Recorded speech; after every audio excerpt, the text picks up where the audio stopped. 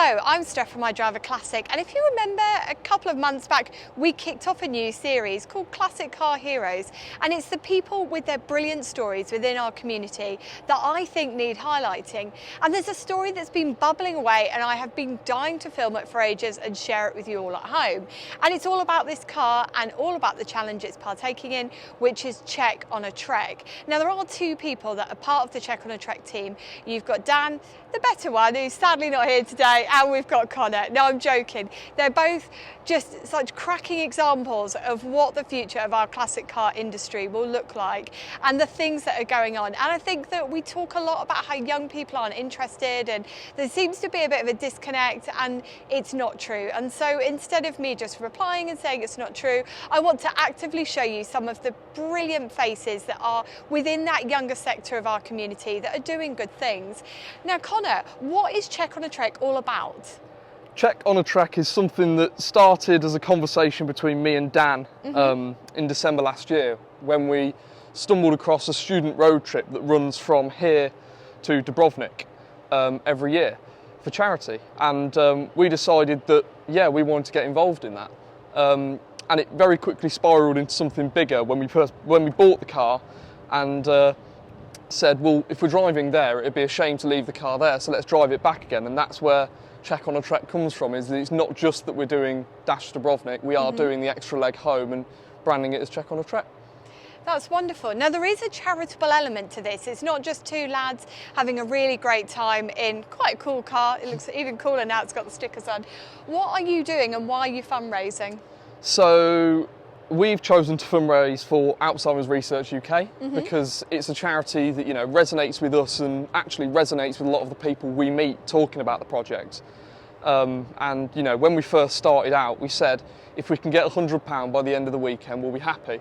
And in 3 days, it ticked past £1,000. In a week, we saw 1,500 quid fly by. Yeah. And now we've not even left yet to go on the trip, and we're closing in on £8,000. Now that is such a considerable amount, especially for a charity and all the work that they can do with it.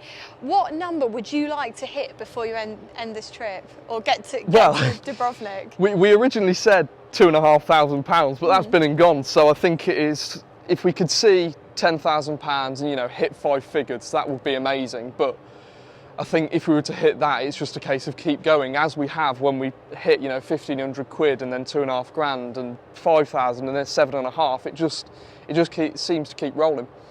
So talk to us about the car, because you're going on an adventure, but you've been on quite the adventure to get to this point. How did you end up with this Skoda and why? So the trip sets a budget of get as close to £500 as you can, but as most people know, £500 does not go a long way on a car anymore. Not at all, no. And so we were looking at sort of stuff that suited my interest in the classic world and was that little bit older. And we started with the usual Peugeot 205s and Citroën AXs, but they were super expensive to insure. So then we started looking a bit left field, and we went to view a Fiat Uno that someone got to before us, and then Sarah Crabtree messaged me the night before I was due to go away for the weekend and said, you need to go and have a look at this Skoda Favorit. And I said, I don't have time, I'm going away at lunchtime tomorrow, I'm not going to get a chance to go and look at it. And that's how I found myself in Hemel Hempstead at 8 AM in the morning looking at the car, and that was it. It was half an hour looking around it, and then I left some of Dan's money to pay for it. Now, is it impolite to ask how much you've paid for this? So we paid £1,000, but at the time it had 12 months MOT, full service history, and it's only got 40,000 miles on the clock, and lived with a woman in Bexley for the first 25 odd years of its life. And so £1,000, I mean, for me, back when I was younger, I would have thought £1,000, but nowadays it really doesn't get you anything at all, does it? Especially not something with 12 months MOT. Have you had to do much to it? Because it seems to be running fine. It needed a set of tyres because this front right one was basically a racing slick, but vintage tyres were brilliant and they sorted us out with a full set. It didn't have a parcel shelf, which someone from the Skoda Owners Club sorted out for us. Yeah. It didn't have a spare wheel. Someone donated a spare wheel for one. That's so kind. Which is fantastic. So it was missing a couple bits, Yeah. but other than that, it's been absolutely perfect. And how have you found the club support for this? For a car that there's barely any of left, it's amazing how much club support there is, and how many of the owners that have got them are young people, because they're a great really? alternative for people that can't afford something that is classic alongside something modern and don't need to use a daily to do loads of miles. So it's, you know, the perfect solution. Now, I think a lot of people, I remember when I was very young, people would talk about how Skodas are unreliable and stuff like that. How many miles have you done, and where would you chalk it up on a reliability scale? I think we've done maybe 3,000 odd mile. That's Dan's good. been using it to shuttle. We shuttled up to where he calls proper home in Newcastle. Yeah. With 4 of us and luggage. He's been using it and just putting the miles on, and I've been using it where I can. But this was the car that turned it around for Skoda and made Volkswagen, you know, buy them out inevitably, Yeah. because all of the engineering was done in conjunction with them, and if the buyout had been slightly different, it could have even had a Volkswagen or a Renault or a Volvo engine in it. But this was the car that turned it around for them, and so as a reliability standpoint, so far, touch wood, it's done us all right. I do think it is one of those old wives' tales to some extent on some of the Skodas, because I mean these were sold, I believe, with a 2-year warranty from Skoda, which wasn't linked into your mileage. You could do as many miles as you want, and also you got a 6-year corrosion warranty, didn't you? So I think probably a lot of the examples that are still left have had things tackled and probably aren't as basket casey as a lot of other L-Reg vehicles out there. And this has had no work whatsoever. Really? It's got a few little bits of scabs and whatnot, but Yeah. from a corrosion standpoint, there's bits, as with anything that's Yeah. 30 odd years old, but it's surprisingly in good shape. It is a very, very fun car. So you're going from, I assume, Coventry to Dubrovnik? Yes, so Dan will leave Newcastle or Crewe, depending on where he is, and Yeah. pick me up in Coventry, and then to Dover for the night. And then between Dover and Dubrovnik, there's 8 days going through Austria, Italy, France, Belgium, through the Nürburgring, the Stelvio Pass, Venice, all the iconic places. And then we're going to turn around in Dubrovnik and we're going to go north through Bosnia, Wow. with the aim being to take it back to Mlada Boleslav, which is where it was built. Yeah. And where the Skoda Factory Museum is. And so there's going to be a lot of people watching this that want to follow along with your journey. How can they find you? The main place is our Instagram, which is Czech on a Trek, Yeah. and then Dan and I have got our personal Twitters. That, you know, all of the posts we put up generally are hashtagged Czech on a Trek, so you can find us there. And then we've got a Just Giving page as well. Brilliant. And whilst we talk about the Just Giving page, I know we're in a cost of living crisis and it is really difficult sometimes to even find a spare few quid for a bottle of milk.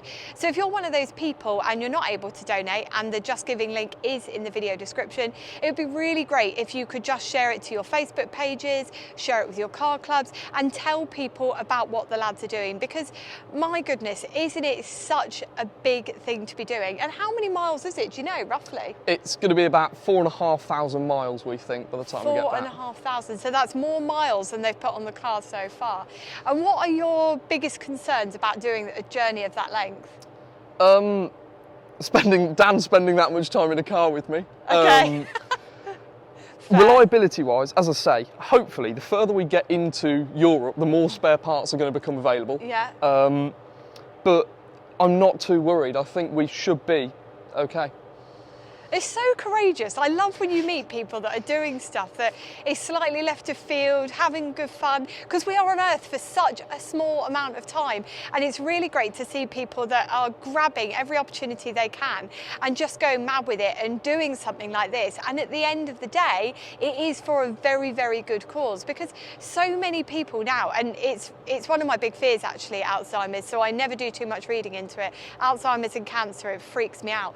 But the probability of getting Alzheimer's now is so high that we need to jump on this stuff and really tackle it now to try and have any hope of it being combated or at least held at bay for the next generation or the generations to come. It's really frightening. And that's it, is that You know, we talk to the team at Alzheimer's Research regularly, and they reckon they're ever so close to a cure, and they are so happy that this has taken off in the manner it has, because, you know, even where we are now at 7,800 and 900 quid, Yeah. it is a lot of money that hopefully is going to do some really good work.